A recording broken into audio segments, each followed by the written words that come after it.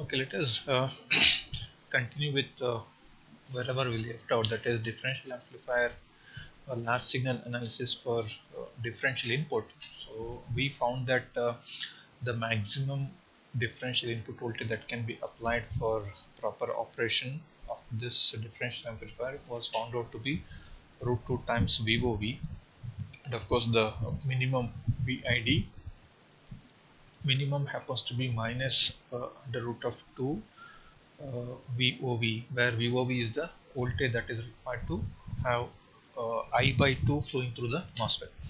So let us consider an example where we have a RD of 500 ohm and the transistor having parameters of Kp is equal to 200 microampere per volt square. Let the threshold voltage be zero point 0.4. Let the W Bell ratio be 10.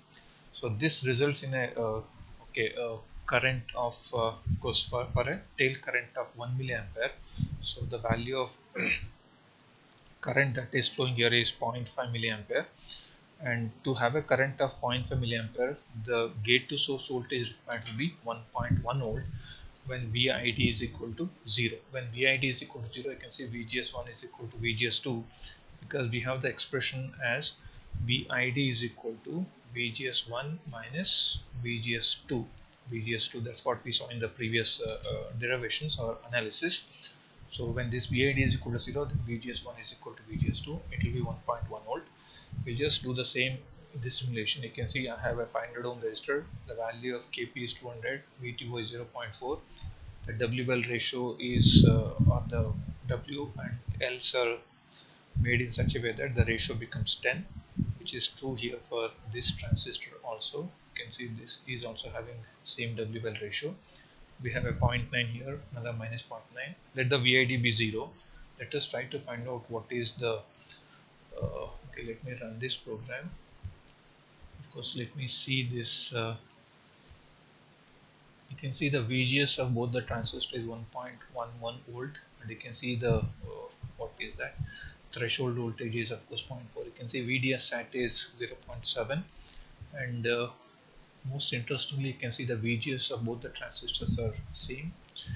If I increase the value of VGS, so suppose the value of VID, suppose if the value of VID, suppose if VID is greater than 0, what happens is VGS1 will be more than VGS2.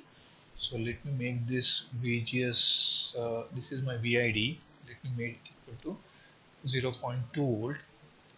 When I increase this voltage will increase from 1.1 to of course let us make it equal to 0.4. I have an example there, so let me make it equal to 0. Okay, not 0. Okay, let it be 0.2 itself. Let it be 0.2. So let us see what are the values we want to get. I will run it now. I will see what is the VGS1 and VGS2. Naturally VGS1 is certainly more. You can see this is M1.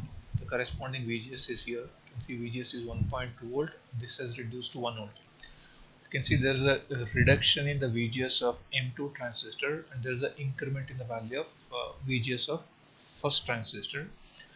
You can correspondingly see the current of this has increased, that is M1 has increased from 500 microampere to 640.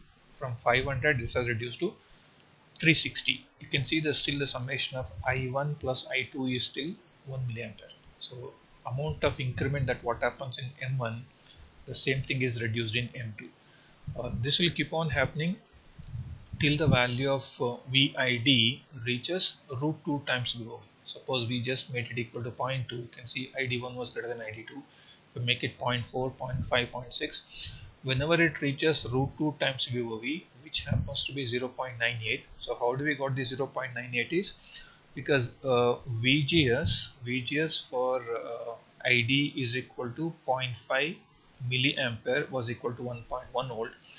The VOV corresponds to the VOV for 0.5 milliampere corresponds to VGS minus VTH, which is 1.1 minus 0.4, which happens to be 0.7. So this is VOV now. So this VOV is 0.7. 0.7 into root 2 happens to be 0.989. If the value of VID becomes 989, then you can see the ID becomes fully equal to I, whereas ID2 becomes equal to 0. So let me make the VID almost close to 0.989. Just see what happens to this ID1. ID1 should be almost equal to 1 milliampere and ID2 should become 0. Let me run it, which you can see here also. Let me just go to much more clear view. See here, the ID1 has become almost equal to 1 milliampere. You can see it is almost 9.99. Of course, it is 0.99 milliampere. You can see it has reduced to 10 to the power minus 7, which is almost 0. You can see the entire current is now steered towards M1. The current through M2 is almost becoming 0. So I'm just doing it discretely. Instead of doing it discretely, what we can do is we can just sweep this value over some range. What I'll do, I will just do the DC sweep of VID starting from, let me see both V min as well as VID max and VID min. So let me just sweep it from minus maybe from minus 1 point because let me go from minus 1.5 to plus 1.5 with an increment of 0.01. I can see we are supposed to get this particular graph. Yeah, we are starting from minus 1.5 volts. From minus 1.5 volt to 1.5 volt I'll see. So I'm looking at 0.989. The current should become 0 here, and then the other current should be maximum. I can just do that here. I'll go on there. So I'm sweeping from minus 1.5 to plus 1.5. If I save it and run, now let me see what is this ID1. See now, ID1 is actually increasing. Of course, when VID is equal to 0, it's exactly 0.5. See here, is exactly 500 microampere. If the value of VID increases, you can see ID1 is keep increasing. It is keep increasing, and it reaches equal to 1 milliampere when this is 989. Okay, this is what is the value. Whenever it becomes 989 millivolt, then the entire current will flow through this. This ID1 will become ID, that is I, that is 1 milliampere. You can see this is almost 1 milliampere. Can you see this is almost 1 milliampere? Can you see it's almost 1 milliampere? And see the corresponding voltage. This is root 2 times VOV, so which is 989 something. So you can see you are almost there. So you are almost there. You can see the current is almost 1 milliampere. This is ID1, that is current through R1. If you see the other one, that is on the negative side, suppose if you are reducing the voltage in the opposite direction, you can see this current becomes 0 whenever it reaches root minus VOV minus under root of VOV into minus root 2 times VOV. You can see the current is almost becoming microampere. Let us see how does the current of this will look like. See here, let me change the color of this. See now, whatever current, whenever you increase the VID IR1, that is current through resistor, or the MOSFET 1 increases, the MOSFET 2 reduces, ultimately it will become I, that is 1 milliampere. This will become 0. We just take at any point of time, at this point both are same. You can see it is IR1 and IR2 will be same here. Okay, whenever VID is equal to 0. Can you see it's almost 500. You just go to any other point, you go to any other voltage, you can see this is 198, this is 809. So the summation is exactly, can you see the summation is exactly, of course this is the vertical difference is almost nothing. If you see the addition, this happens to be 1 milliampere.